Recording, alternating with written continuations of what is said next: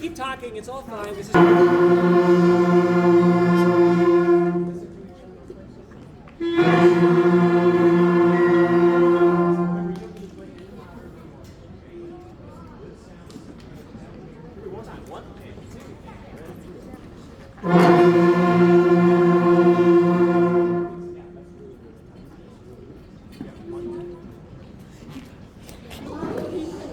Thank you so much for being here tonight. My name is Mr. Holcomb. I teach band here at Euclid Middle School, and I'm really excited to share our first concert of the year with you. These are all of our sixth graders in band. I think there are 92 of them, which is super awesome.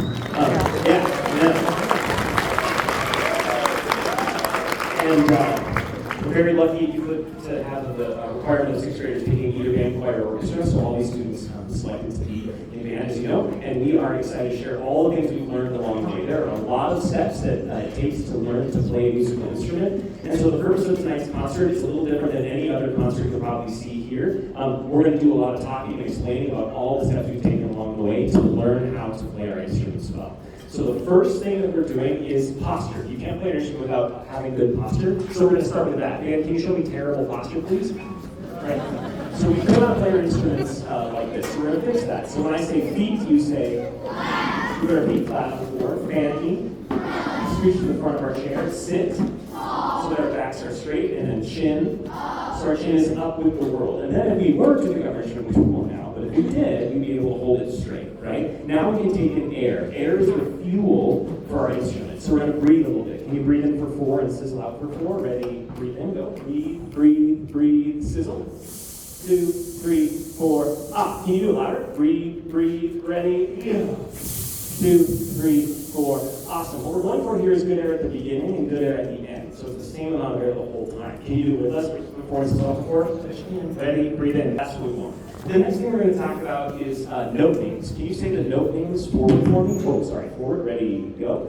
A, B, C, D, E, F, G. Good. Now say them backwards. This is harder. Ready, go. G, F, E, D, C, D, A. Very good. And someone's saying it too, which is totally awesome. There are 7 notes in the music alphabet, and we have to learn how to read them, right? There's also a thing in band where each instrument, not all our instruments are reading the same notes at the same time. So we talk in what's called concert pitch, which means different instruments are playing different notes that look different, but they sound the same. So if you play a G when I say play a concert at, would you wave at me, please?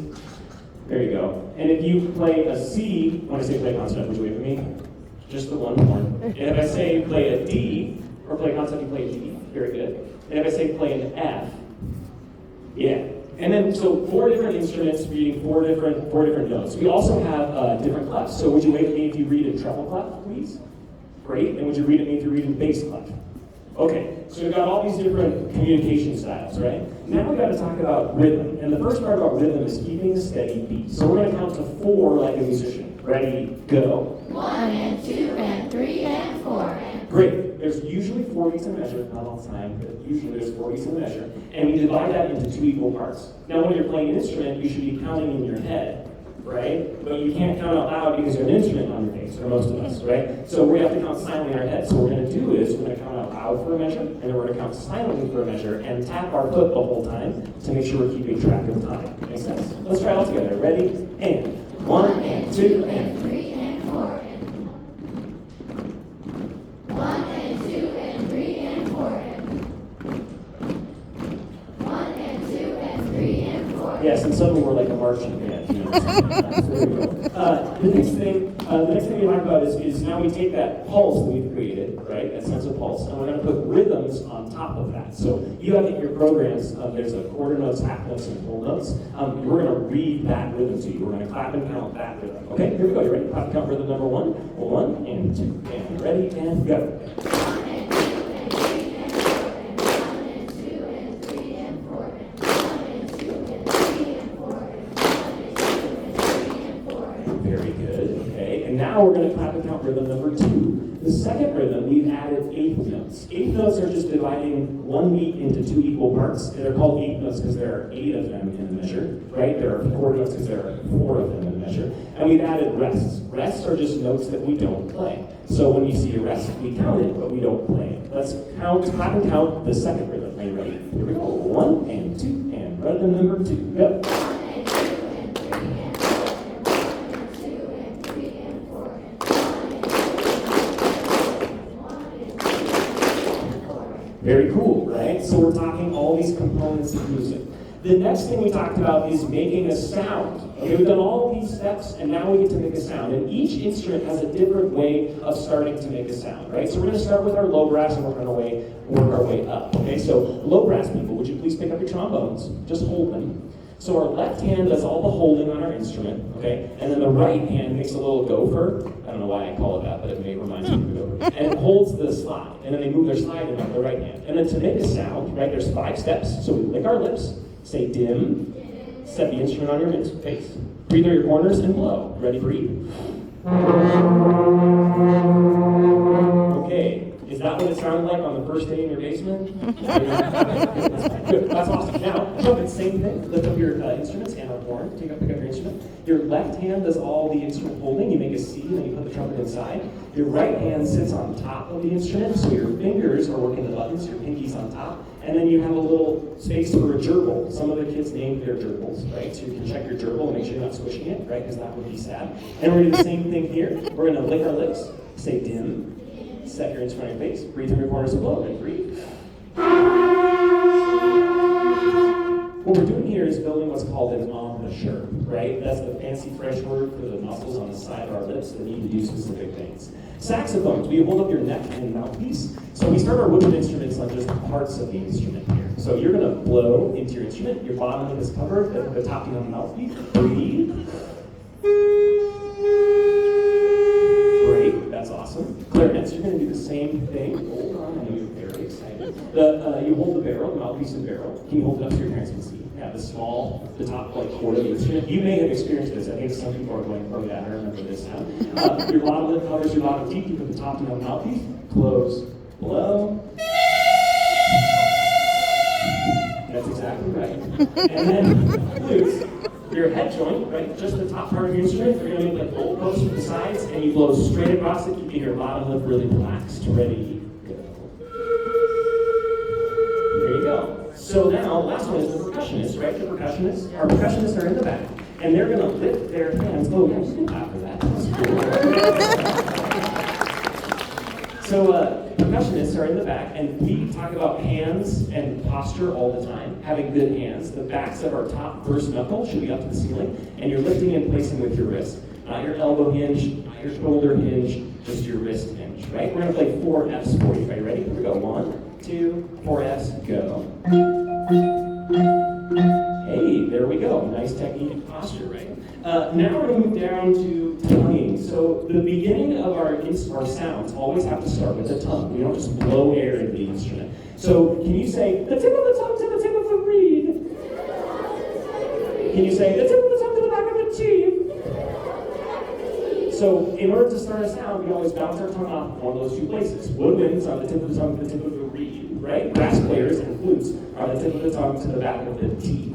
Right? Can you all say 2, 2, 2, 2, go? 2, 2, 2. Can you say with us? Ready, go? 2, 2, 2, 2. Yeah, what you'll notice is that you're bouncing your tongue off of the same spot in your mouth every time. Now can you all say toot, toot, toot, toot, go? Toot, toot, toot, toot. Besides being objectively hilarious, it also means that we're dividing the sounds and stopping our air in between, right? So then all of a sudden you get these little like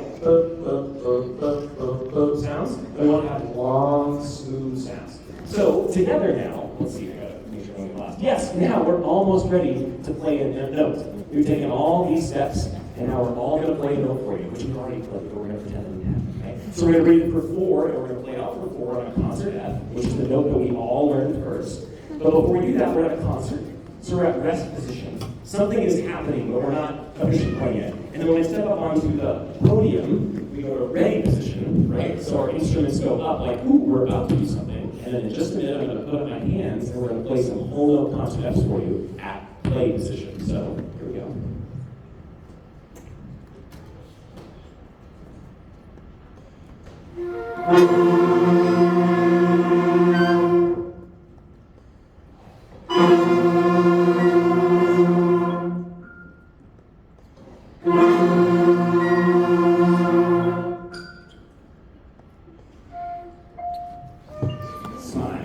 Now,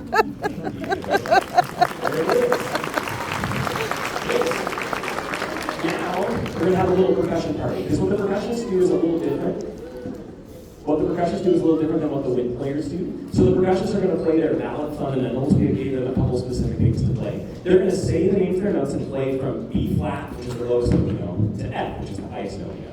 They're going to say their names because it's all about pattern recognition with percussion because you're looking at all the notes at the same time. With a flute or a trumpet, you can see all the notes, but you don't see them, you don't see your fingers, right? You actually see everything you play, so I think it's important to do some pattern stuff. So let's just play fundamentals number 1, just say the names of notes up and down from B flat. Here we go. 1, 2, B flat, go. B flat.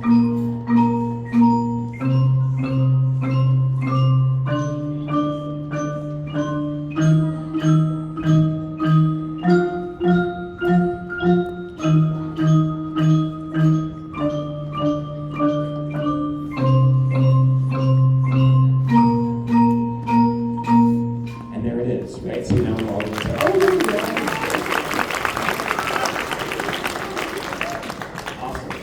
Awesome. And now, we have one more thing before we play a song, and that is the long tone. So a long tone is a way to learn all of the notes that we have, and just sit on that note and make sure we are accurate with our fingers. So what we're going to do is, like we did in class, I'm going to demonstrate, I'm going to play a note, and they're going to play it back to me.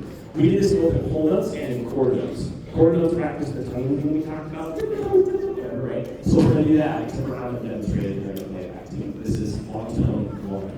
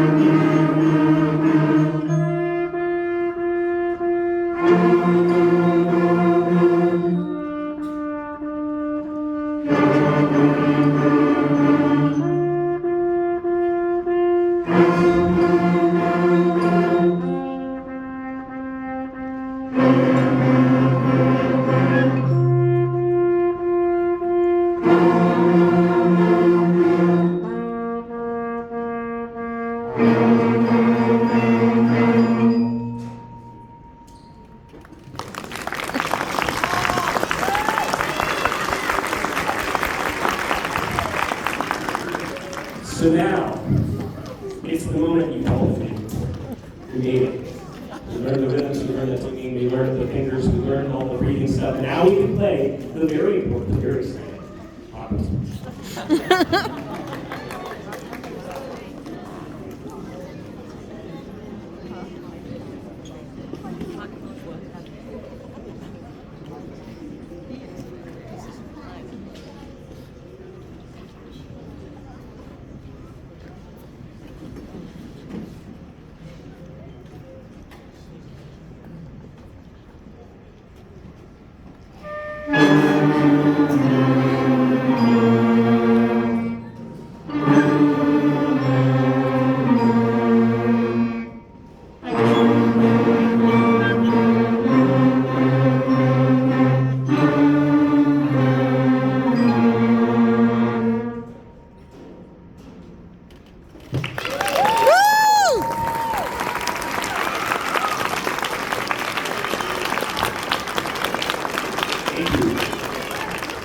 We have one more song for you to play, which uses all 5 of the notes we learned. Before we play that song, I want to say a couple quick things. Our next concert is in December, right?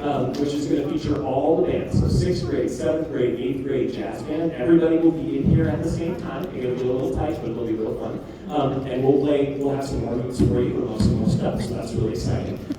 We also want to take a minute to thank a lot of people. So our awesome administrators and counseling staff, our support staff, the teachers that let us pull kids. We had one combined rehearsal today with everybody all at the same time in the band group, which was very small, tight, but it was fun. So can we just give all those people a round of applause for the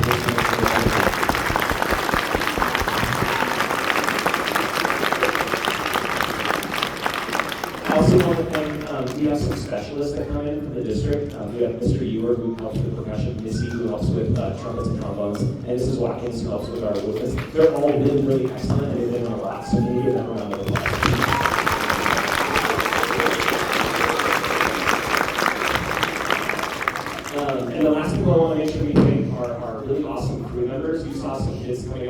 them out and then like solving problems and helping with things. They set up all these chairs and all the percussion stuff and everything. So can we give those 7th and 8th graders a round of applause?